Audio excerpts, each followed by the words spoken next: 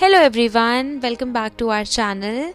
आज हम बात करेंगे इनसिक्योरिटीज़ के बारे में, जो हर इंसान के जीवन का एक हिस्सा होती हैं। इनसिक्योरिटीज़ हमें अपने ही आप पर शक करना सिखाती हैं और अपने पोटेंशियल को हम कम समझने लगते हैं। भागवत गीता के अनमोल उपदेश जो इनसिक्योरिटीज़ को ओवरकम करने का रास्ता दिखाते हैं। तो आइए देखते हैं श्री कृष्ण ने इनसिक्योरिटीज पर क्या संदेश दिया है। Shloka 1, trusting the self.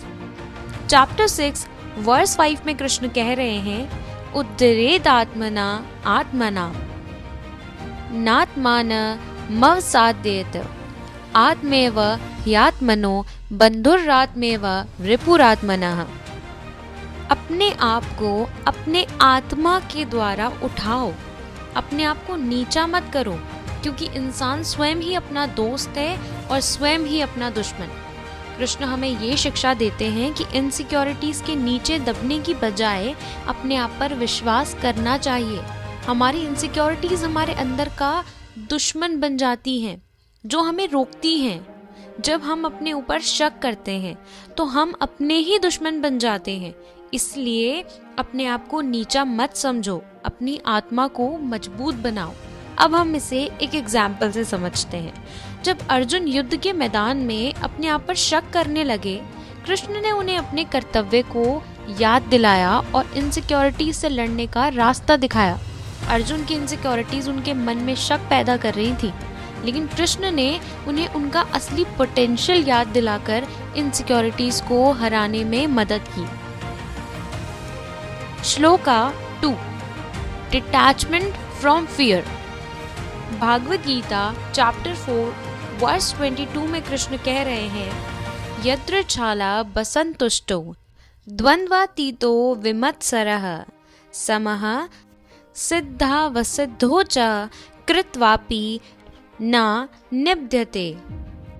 जो व्यक्ति जो कुछ भी मिले उसमें संतुष्ट रहता है, जो डाउट से परे होता है, जो ना जेलसी करता है और ना ही उसे सक्सेस और फेलियर से फर्क पड़ता है, वो इंसान किसी भी चीज से बंधा नहीं रहता। इनसिक्योरिटीज का एक बड़ा कारण होता है हमारा अपने रिजल्ट से जुड़े रहना। जब हम अपने अचीवमेंट्स को अपनी पहचान बना लेते हैं तो फेलियर्स का डर इनसिक्योरिटीज को जन्म देता है। कृष्ण ये कहते हैं कि अगर हम अपने काम से जुड़े रहें पर रिजल्ट्स को अपनी इनसिक्योरिटीज का कारण ना बनाएं, तो हम अपनी इनसिक्योरिटीज को पार कर सकते हैं। फॉर एग्जाम्पल, आज के टाइम में अक्सर लोग अपने करियर या सोशल स्टेटस को लेकर इनसिक्योर फील करते हैं, लेकिन अगर हम कृष्ण के इस उपदेश को अपनाएं कि सिद्धि या असिद्धि दोनों में समान भाव रखें, तो इनसिक्योरिटीज अपने आप खत्म हो जाएंगी। Shloka 3, knowing your true self.